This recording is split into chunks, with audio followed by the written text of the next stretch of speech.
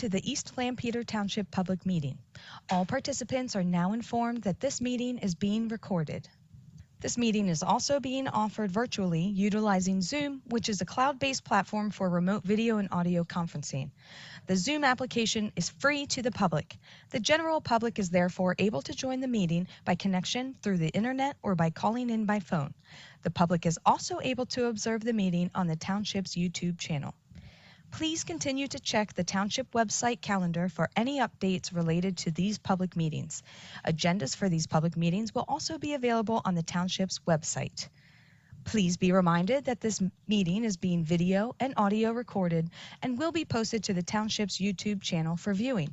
The meeting will now proceed with the chairman calling the meeting to order and identifying all other members present in the meeting room and those joining the meeting via Zoom.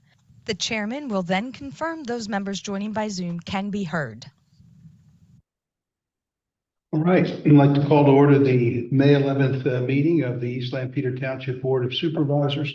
All supervisors are in attendance here this evening, as well as our staff. And before we begin, I'd like to, on behalf of the board, officially extend our condolences to Tara Hitchens, our township manager. Her dad passed away recently, and after a brief stay in hospice, and we know that she's been her and her family caring for her dad, and just a really heartfelt experience for us all, just to know that she really cared for him with great devotion. So we recognize that officially this evening. So we'll begin with the Pledge of Allegiance. Please stand.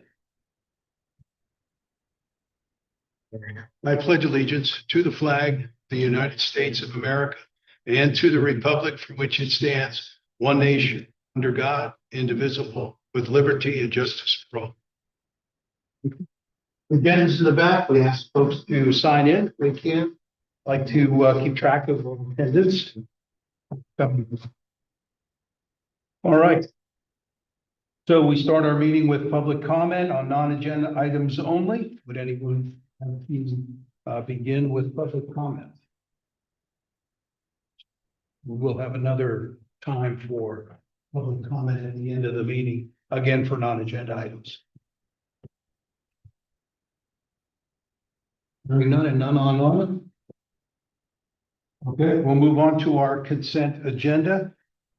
Again, we post these early on. We have several time extensions and a number of financial security reductions. It's nice to see that of the development plans that we have, people are working together with our township engineer on the steps they need in their policies, in their plans, I should say. And that is where a financial security reduction is ordered as those pieces of cooperation continue to work together. And we also have our regular bills that need to be paid. We'll take a motion. I move the approval of the consent agenda, Mr. Chairman. Moved by Mr. Hayward, seconded by Mr. Brutt. Any questions, comments? None from the board, any from the public? On the motion, all those in favor signify by saying aye. Aye. Aye. Any opposed? Motion carries. Our consent agenda is passed.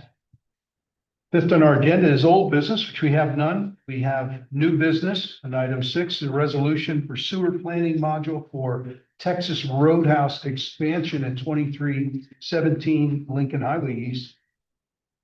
Any comments on that? For 9 EDUs for additional waiting space and serving space. This is the requirement of environmental protection for them to seek the sewer planning module. Make a motion that we approve the resolution for Texas Roadhouse expansion to 9 EDUs. Mr. Gallagher, second by Mr. Hayward. Any comments from the board? Any from the public? On the question, all those in favor signify by saying aye. Aye. Any aye, any opposed? Motion carries for Texas Roadhouse. Moving on to number 7 is our supervisor discussion items. First up kind of an ongoing piece that we have, and our chief is working on the tow policy and false alarm fees. Any news there? So the Emergency Services Committee will review the false alarm fees at their May 21st meeting. And the chief is looking to set up the next tow policy meeting with the working group.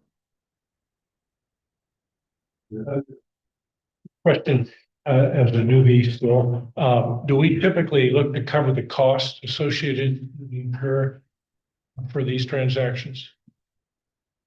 For the false alarm fees? Yeah. Is there some known cost that is incurred when that occurs? The policies, one for the police and one for the fire departments, have a different method in calculating them, and we're working towards a similar method for each. Okay. But there is a cost incurred, and we do send out bills for those. Thanks. And under the previous board, we talked about our administrative practices in making sure that those fees are collected, and we've tightened those up. So once this is tighter, we should have a more consistent and equitable way of collecting that. Thank you, Mr. Chairman. Okay. And item B under 7 is cost savings. Any other comments from board or staff? This point. I have no cost savings at this point. In fact, later you'll see a resolution for a budget amendment within the confines of the existing budget. I have not experienced a budget where during the year there are those times. I mean, that's also kind of built into the budget, but when you deficit spending, you don't like to see them, but it's just a necessity at times. So we'll explain that later. And then item C is the traffic calming. We talked, maybe this would be general safety issues also. And we had 2 of those items that we have been talking about the last couple of meetings. So we have an update on Enfield Drive.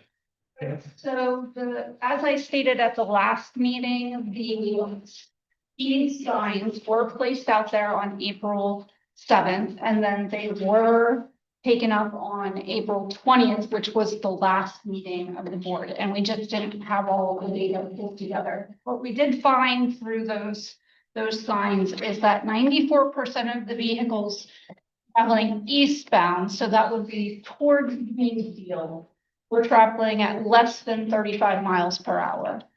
And then on the opposite way, westbound, 87% were traveling less than 30 miles per hour.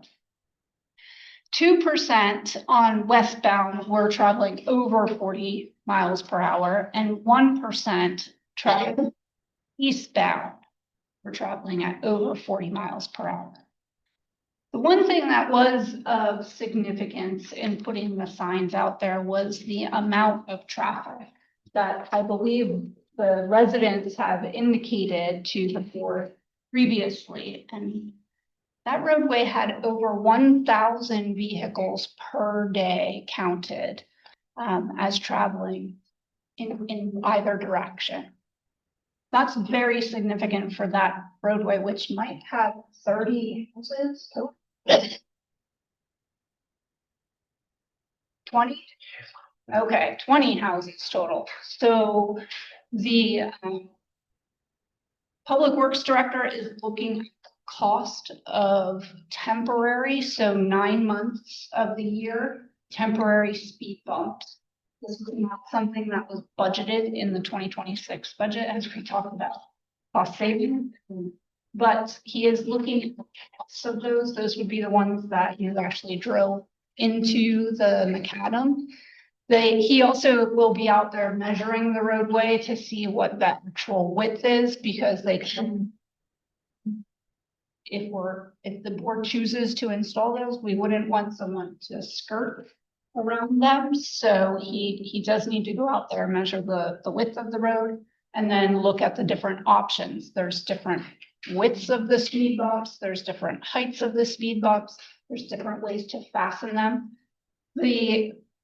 One of the major concerns about speed bumps is winter maintenance, and they're difficult to maintain as macadam when there's plowing going on. And so he was looking at the temporary ones for April to November, about that time frame, so weather dependent, of course.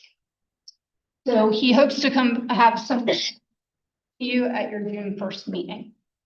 We're thinking that the temporary one does not trigger the stormwater. Right, we did get information from the traffic engineer that has put these in another township, that would not trigger a stormwater issue because of if we go with a certain width of them and the fact that they're temporary. If we do it permanent, that would trigger a stormwater issue. Tara, does the height get modified by the speed that the road is set at? In some instances, yes. As a person who has not traversed that road that much, I certainly have in the meantime. And one of the issues is a classic case is you come on and be a supervisor, you learn these traffic things. The wider the road, the faster people go. Yeah. And I'm worried, I know others are too, the speed bump issue of people going around them and going into the front of people's yards because there's that natural, it's just a shoulder into the lawn. type of thing. But I'm glad we're looking at it. You want to comment anything? Sure. Do you need me to come up or am I good here? Actually, With your name if you would, but it is better if you can come up because it does pick up the microphone better. If you can, People on Zoom, if you don't mind. can hear.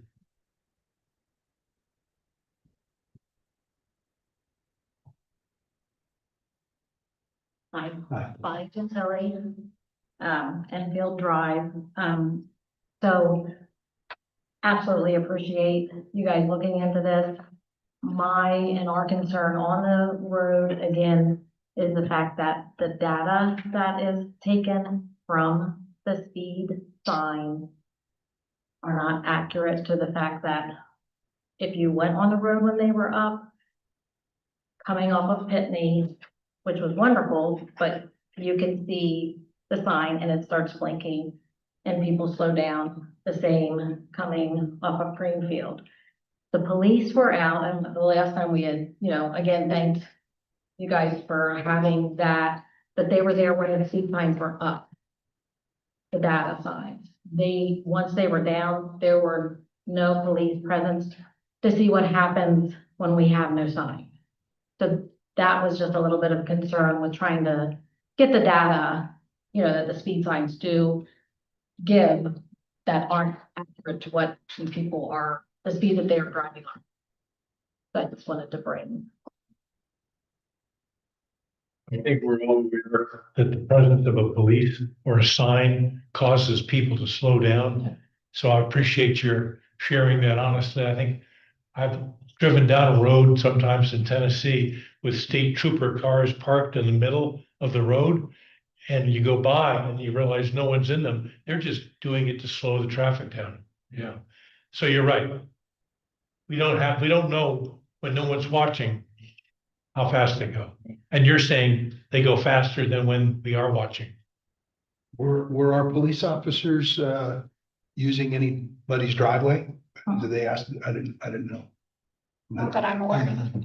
But I know one of the, when we had the last meeting that we had seen them out, I don't know what exactly they were doing. When the signs were up, they went back and they raced up, I think just to see when it flashed or something. I mean, I can't speak for them, so I don't know.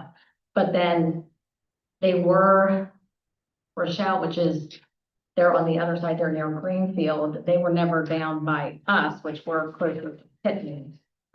She had said that they were sitting up there and I believe they stopped somebody. But after the signs had gone down, it was the day after the last meeting. There was no from there to. Were you on the hill side? No, actually, Pitney. Closer to Greenfield? Yeah. So when they come their way around, they get to that speed, but it's when they come off Pitney. They come flying. Well, what struck me was I could see them coming down that hill. That's natural, it seems to me. But Yeah. Oh, that is all. Thank you. Thank you. And I think we have asked with, if our patrol staff and certainly time allows, we've asked them to continue to monitor. We have asked them to continue as time allows for them to be out there. And, I'm sorry, yes, sir.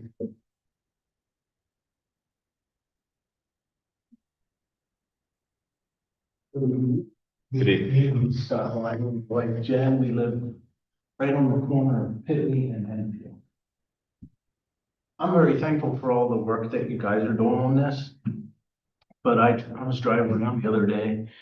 You cannot pull in, over the weekend, you could not make a right or a left-hand turn into Costco. The other problem is we built a Starbucks. And we have an entrance on to Greenfield Road, right at Sheets and right at Enfield. Is that gonna be changed? Like, who designed it? We have 3 businesses coming into one point. No wonder there's thousands of cars on the road, because they can't turn. So is there a game plan? Like, it's great to have these businesses, but we don't have the roads to support it. So where do we turn? I mean, I just don't see it being anything resolved until the Costco thing is addressed. And can it be? And why was Starbucks allowed and an exit when we have a traffic right there? But there's 4. There's Sheets, there's Enfield, the motel, everything comes out spot. Why was that okay? Well, Tara, you can describe stages of the plans that have to go in, plus and or traffic studies that were done and PennDOT's approval. Right. Which So one? the Costco is actually in the city. That's city of Lancaster. We have no jurisdiction over that. That part of the roadway, as soon as you leave the intersection of Hempstead and Greenfield, you're in the city of Lancaster. Until you get to Pitney and Hempstead. And then as soon as you cross over, you're into East Hempfield or East Lampeter again. So I can't say that we can help you there. You'd have to go to the city for that. Can we move the entranceway or the exit from Starbucks? I don't know the name where that light is. At Hempstead and Greenfield. Why can't we move that? So the entrances to Starbucks, one is, they were state approved because state portion of the roadway, not the township portion. But that line is like, switches over to township. I appreciate you saying it. That's the first time I've heard it, like about that convergence of those driveways. Is that part of this major problem or not? I'm really not sure, but certainly. Well, if you can't hearing turn, you're going to turn into Enfield to go, you're going to bypass it. Yeah. And you're talking about getting to Pitney by turning. Is that really what you mean? No, in other words, if you're getting off the highway and you're trying to get to Enfield. Okay. Or you're trying to get to Costco. Yeah. Either which way you're going, Yeah. and you cannot turn into Costco. If you're going to go to Lowe's, Bob's Furniture, whatever, you can't make the turn. If it's not to get into Costco, it's to get into the Costco gas. Yeah. Which, when you say you can't turn there, what, I don't know. because the traffic's so backed up. Oh, It's not allowing you, when you can, you're just gonna sit in traffic. yeah, the blinking yellow has helped, I think, when traffic eases up. They're not actually waiting at the light, but, okay, I didn't know if I was missing something. When you say you can't turn, I don't know if it's on temporary. It's just Yeah, okay. The volume of traffic. the volume. Make it okay. Yeah. I was disappointed Starbucks is why we did not move the there, yeah, to me, it doesn't make sense. You have too many people trying to do the same thing at one point. And they're not supposed to turn left Greenfield Road leaving Sheets, but they do.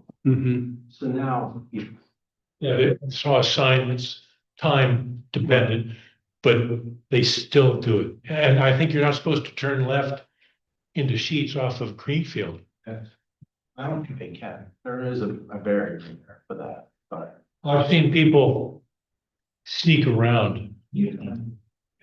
Thank you. I was just curious. Appreciate it. Sorry, we can't help you. But is there something we could seek the state's help on? The township saw the Sheets plan for development, and that was probably 3 years ago. But the permit process for the egress would have been through a PennDOT process. And PennDOT didn't come and talk to us. However, it's very rare that PennDOT. I apologize. I'm just assuming that we have to talk to a number of people. I would think they would as well. Okay. Thank you for being so kind. Well, essentially, their rulings are how they communicate with us. They That's just right. tell us when they're done, they're done. Anything else on Enfield? So by next meeting, we should have some costs The there. next meeting, you should have some costs to consider. Appreciate that. So our other item under safety is Clover Heights Road. And give us an update if you'd like, Tara. Sure, so the board had asked Public Works staff to go out there and determine the length that would be needed in order to potentially paint double yellow lines on Clover Heights Road. So Public Works Director Charlie Thomas did go out there. He in fact placed cones along the property line and roadway right of way so that he could then see vehicles turning in and out of the site. And he did witness that himself. And that came to 65 feet. He did check on those today to make sure they were still in place. And so it would be his suggestion that double yellow lines and white lines be painted on Clover Heights Road with the painting contract. Please be reminded that the painting contract does not begin until after school is out. And it's completed sometime between June and July. Okay.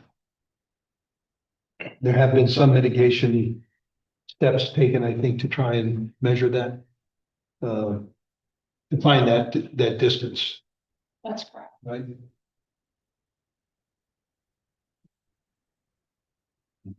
Back, that has been a discussion issue for us. Yes, sir.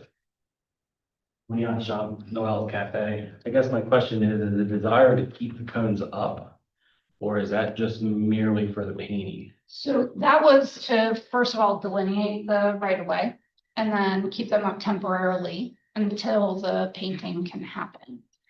And my next question, sorry to cut you off. Is that going to be a no parking on the right side? The board has not indicated to township staff to work on a no parking ordinance for that roadway at this point. It's a question that I would have is just currently minutes before moving to the parking lot, there is a car sitting on the right, which is taking up a lot of that road. So by bringing traffic down that road farther, then we obviously are having more off the right hand side. So that car is parked next to the cones? No, it's on the opposite. Oh, the opposite side. Opposite side. That would be the house that would be, sits on the corner there, but the driveway is all over his road. So if I'm hearing you correctly, the cones are merely just for the line painting. They're a temporary indicator of where the lines would be. I guess a concern that I have is not that something needs to be done, but we're also starting to cause a lot of confusion for people coming in there because we're constantly changing how you're entering. So if we're trying to reduce the confusion, some of this is creating confusion too. And obviously some of that's feeding better to employees, customers. And also bringing them down with the cones like that. And not that we can't redesign this, but currently we're kind of exiting and entering at the same spot. So, With no like division of an in and Exactly. out at that same end of the cones. so this was set up on Friday, if I'm not mistaken. That's correct. So obviously, we weren't aware that this was gonna take place. Not that that's a problem, but we also didn't really have the opportunity to devise the exit and the entrance. Let's see. So now we're having more of a, as a person is trying to turn in, people are trying to turn out, and they're actually causing more of a confusion. So not to say that that can't be fixed, I'm just bringing it to attention that now with the cones up, we've quote unquote may have caused a new problem or a new confusion. So the intent of the cones was to really kind of measure the distance of our line painting. I was not aware of the Okay. desire of the cones. I was kind of asking that as a question. Now, that's Yes. really what it's for. Yes. Okay. So if we're going to bring the vehicles back farther, my motion or my suggestion for sure is to make that road to the end of the parking lot. Mhm. Obviously, as you go back through that road, there's houses, obviously they're gonna park on the road. Mhm. But if we're gonna force the car back that road farther, my vote or my asking is that we make that road a no parking. So, because that road's narrow to begin with, I mean, you can pass each other, but obviously you can't have cars sitting. So that would be a concern that we would have. Tara, if we had the white line would delineate the width of the lane, right? And by ordinance or other, you can't park over that white line because then you'd be in the lane of traffic. You'd be in the flow of traffic, that's correct. So you might either be on someone else's property or whatever shoulder is there, if they could fit, but they actually could be on someone's property. It could be, right? If the board wishes to move forward with no parking and place signs, then an ordinance is needed. You're telling me if that white line goes down the side of the road, if a person is parked over that white line, technically That's what I was asking. is. It would be easiest to enforce by the police department with no parking signs. So by them doing that currently, you would say that they're not doing anything wrong because there's no lines, plus there's no signs, no, like, as in theory, they're not causing. And but as soon as the line go up, then that will become a different situation. I think that was also suggested because of the earlier thoughts that people were cutting across lanes and they weren't Right. honoring what should be a right and a left lane, or opposite going lanes. Yeah. Well, something else, I guess, for our consideration would be what we need to do for no parking. I think if the true goal and request is to move people down farther on the Clipper Heights Road, I think that the no parking is an absolute necessity because that car takes up the full, basically right half of the road. And customers have to swerve into the left lane to then go around it. And then it's too much there. There's not enough road space with the customer fully being parked on the road. There is. It is pretty narrow. My opinion, if we're gonna force the entrance to be down, it's fine, but that is a major conflict. Tara, would it be appropriate for our public works group to work with the Shonks on this? To identify Identify. the issues that need to be addressed, that they're graciously saying wherever we put the lines and whatnot, create other problems, and then together come up with an approach that we can. What would be a better approach would be for the Public Works Director to work with PD, determining whether or not there should be parking along there. And then the best way for them to enforce it, which is going to be the ordinance and posted signs. But to what degree, both signs and the white line are needed. Like, with that intent, that I would suggest we suggest that further discussion occur between the Public Works and PE. If we did direct staff to go forward with yellow and white line painting, what would be the time frame? So that would be part of the line painting, which is after the end of school, and don't tell them when exactly, they tell us when they're coming, We'll so. put a plan together for all that they're doing and how they have to control traffic for that. That's correct. That's correct. It's typically finished by mid-July. Typically. But as you said, it doesn't start until after the school.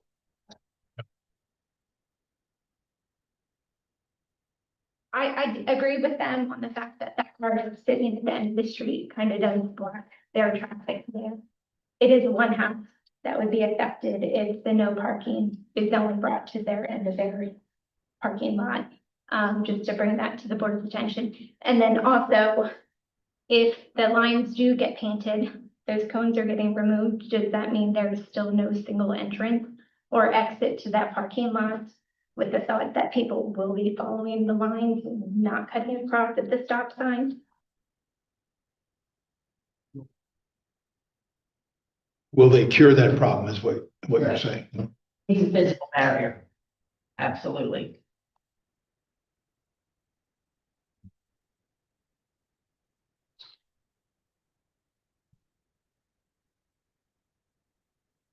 Well, I think the absence of lines was the problem originally. Certainly would like to see it happening. That's going to be certainly a bigger issue to address, something physical, but what's the pleasure of the board giving staff direction?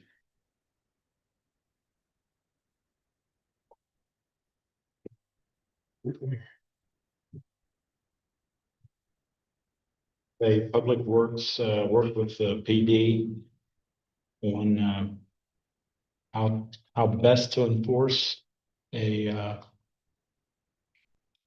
roadway lining, white on both sides, and how would they enforce that? And then also, on, put the yellow double line in there. Tara, do we need a motion to approve the line painting at this point? You would need a motion to approve the double lift. We got it earlier this year, yes. I'll make a motion to approve line painting as proposed by Public Works Director. 65 feet along the property line with potential for no parking as determined by PD. Is clarification, is it both a white line and a double yellow line? So motion by Mr. Gallagher, second by Mr. Lapp. And that would include the option in our policy to go beyond the formula. That's correct, because this only meets 3 of the 4 needed criteria. Would you amend your? I'll amend it, yeah. So amended. Mr. Gallagher's motion, Mr. Lapp, you agree? Yes. With the amended? Yes. Any continuing discussion then? Board or public? So that this means it would be put into the schedule of painting. Which can't start till after school's in. Okay, on the question, all those in favor signify by saying aye. Aye. Aye. Any opposed? Okay, motion carries. get into next phase of trying to address this with some painting on those, on that strip. Okay. Moving on to action items is our agenda number 8A. This is the approved easements associated with pedestrian crossing on Mount Sydney Road at 469 Mount Sydney Road. Karen, any insight? Yes, with the approval of what at the time was called the Whitmer Track and later became the Larambo Farms, a 14-lot subdivision by each Holtzfuss along Mount Sydney Road. There was a condition of approval by the board that required a pedestrian crossing of Mount Sydney Road. And that crossing required the township to obtain the easements in order to put the handicap ramps in. And this is one of those easements. The other easement for the property across the street, we are looking at possibly not needing that, just using Sue-Ann for a half a day. Mr. Chair, I would move approval of the pedestrian access easement, temporary construction easement agreement from 469 Mount Sydney Road. Second. Motion by Mr. Hayward, second by Mr. Gallagher. Discussion? Comments? Public? Question, all those in favor, signify by saying aye. Aye. Any opposed? Motion carries. Item B, agreement of settlement for 2110 Rockville Road. So some of the board members may recall the zoning hearing board application for a farm market at 2110 Rockville Road. And that led to a change in the zoning ordinance in the agricultural district for farm markets. In order for the applicant to withdraw the zoning hearing board appeal, the settlement agreement is what is needed to do that. The amendment was adopted by the board, and now they are moving forward with land development. So this settlement agreement is in order. Intent. This was reviewed by your solicitor. I would move the approval of the settlement agreement for 2110 Rockville Road. Motion by Mr. Hayward, second by Mr. Rutt. Any discussion? Board or public? All those in favor signify by saying aye. Aye. Aye.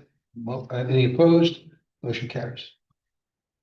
Item C, agreement to utilize a holding tank on the property at 2110 Rockville Road for the farmer's market. Correct. So this farmer's market. Family farmers. This facility require an ADA accessible bathroom, and the soils on the property have not perked well, and so a holding tank is requirement of PADEP since the perks did not use soils that will filtrate effluent. And so the township does not have a holding tank ordinance, and therefore you need an agreement with the property owner. You've done this. For every schoolhouse that we. Schoolhouses. Just a question. It says residing at 2110A on this one, where the other one was just 2110. This was actually purchased by this individual in the time when we had the one agreement to the other. To accommodate the need. Great.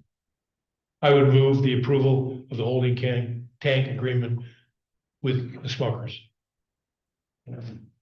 Motion by Mr. Hayward, second by Mr. Rutt. Any discussion?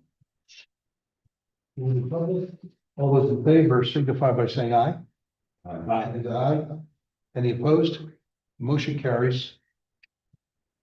Item D, resolution of budget amendment for maintenance and repairs to traffic signal.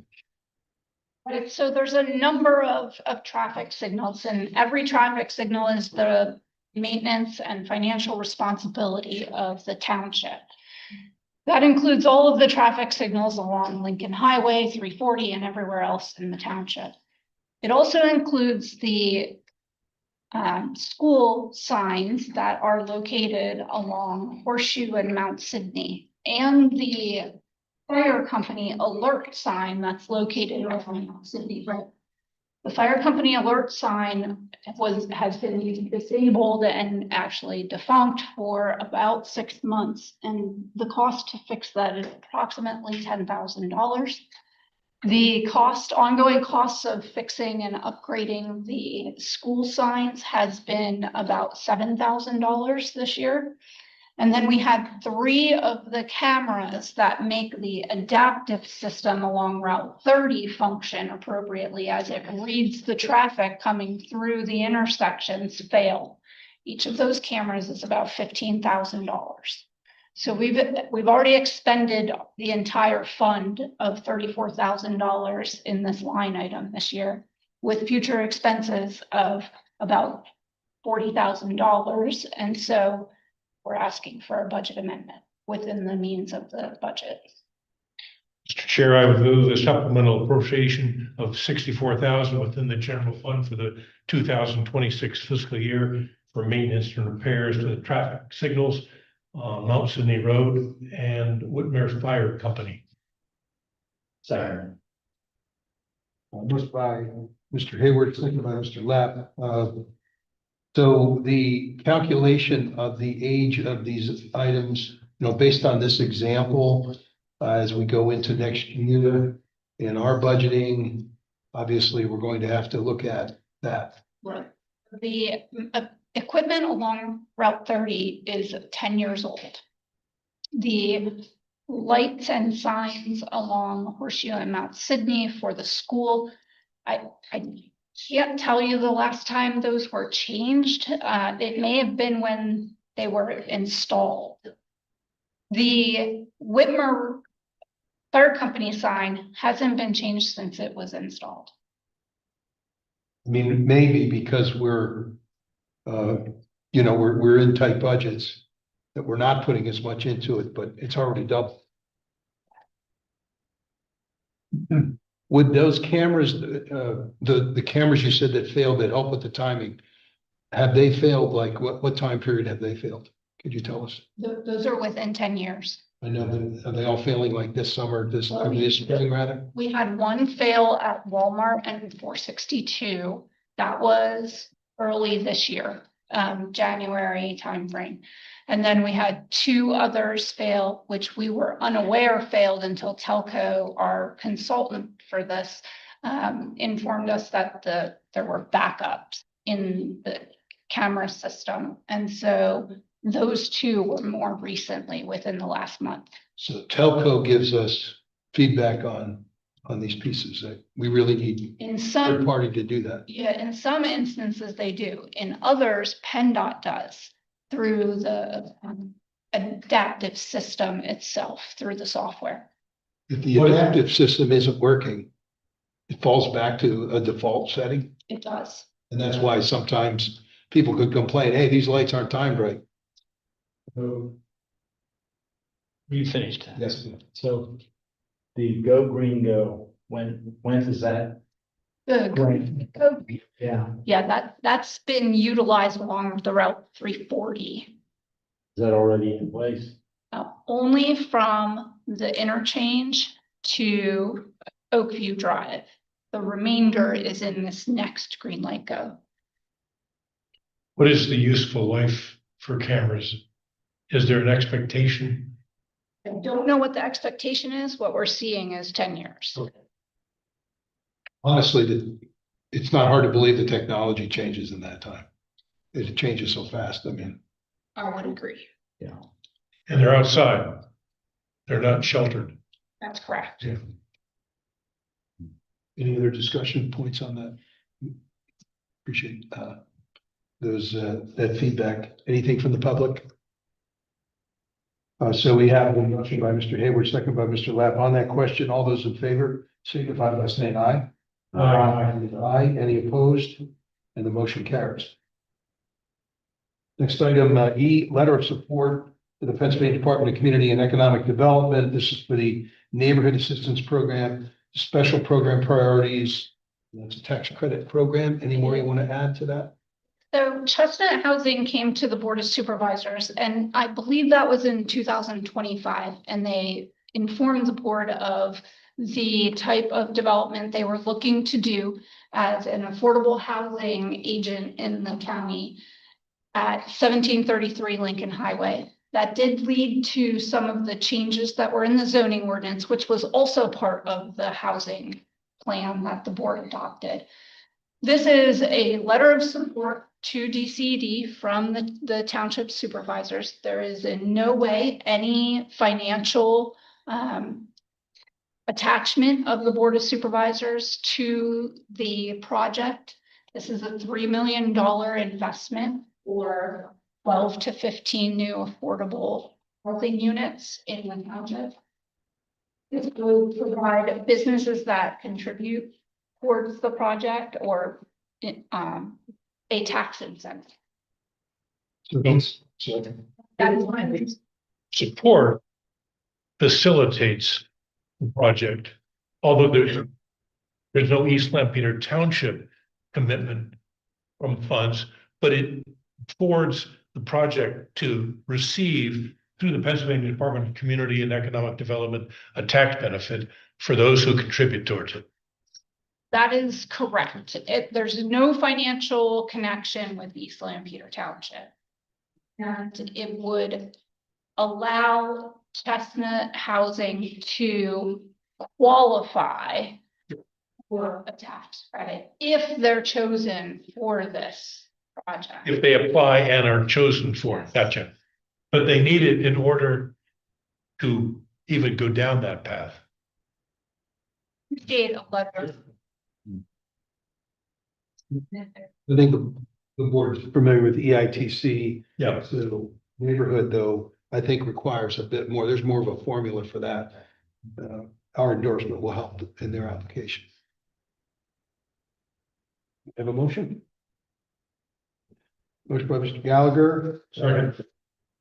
Did you say? Yes, second. By Mr. Rudd. Any discussion? All those in favor signify by saying aye. Aye. Motion carries.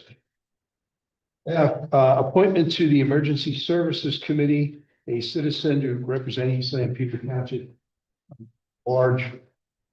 And I believe we had two candidates for this. We appreciate that very much. Of those two, anytime we have a citizen that is willing to be a part of any one of our committees, sometimes it's a hard decision either way. We do a lot of informal discussion, but we might have another opening for something else and we kind of negotiate with that. So, given that, we had two individuals, any of the board members want to make a motion to accept either one? I'll motion to nominate Katie Bird as the ESC secretary. I'll second that. A motion by Mr. Gallagher and second by Mr. Rutt. Discussion points? Can I just clarify that you're appointing Ms. Bird as Sorry, appointing. the volunteer resident for the township? Citizen rep, yeah. Citizen rep, yep. She's going to be lucky enough to be elected secretary right away. And I will contact Darrell Zoning about the change in his appointment. Okay, we're very appreciative of Mr. Darrell Zimmerman, who was willing to step up and help us there, but we may have other areas for him to help in, right? Okay, so we had Mr. Gallagher with the motion, Mr. Rutt with the second. All those in favor signify by saying aye. Aye.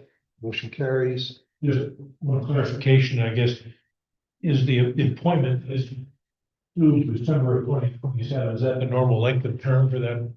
Or is that filling in? Filling. Okay. What's the normal term? So they would be able to apply again. Understand. Thank you. All right, moving on to manager's report. I have you with a report from Lisa Cleveland, the recreation director. So she continues to look at options for recreation programs in Peter Township. And she's just hosted a Learn to Fish last Thursday night, which had a number of residents and non-residents as well as grandchildren and participate in that at Gibbons Park. She's also working with the 4 fire companies in pulling together a flag ceremony in honor of the 250th commemorative anniversary for America, June 29th, beginning at 6 p.m. And that that's at Flory Park, sorry. And that will be the raising of the commemorative flag. There will be a parade of fire apparatus. The honor guard will be there. They're hoping to have even students and band playing and singing the national anthem. And then they are still looking for donations for hot dogs and ice cream so that it can be a true American summer party. Thank you, Tara, for the report. I noted with great interest that there were 6,000 eggs. 6,000 eggs Goodness. as part of the egg hunt this year. Those 6,000 eggs, but how long did that take? A lot of people in a short amount of time. Well, that's impressive. And they were all collected. All collected. Amazing. Yes. Yes. The other thing that's coming up is the last day of school is Cones with Cops. And so officers will actually be dishing out Fox Meadows ice cream, which has been donated for the event, and hopefully having some students eat some of the little officers here in town. Good ice cream for good police officers. What's the date? 29th of May, Day of school? last day of school. 29th. Who live in school. And I'd just like to point out that from January to May of last year versus January to May of this year, the program registrations have more than doubled in revenue received. Well, I do have to say, if anybody sees our newsletter and saw all the activities going on through our recreation department, it's impressive. I don't really have one to compare from another township, but I'll tell you, there's quite a bit. There's a great variety. And I know she's looking at different areas to strengthen maybe more in the teenager age, which is always a challenging one. But I know that there are some ideas that are being developed there. So that's great. Really good. Okay. Just one question. Why do they limit it to 100 years age? That's the software. Okay, good, because Check on that. I do know that there are some 103 and 105-year-olds that are still very active.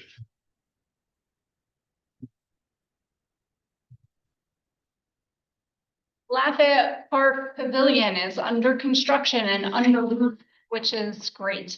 And the Public Works staff has been working to get some of the utilities to it.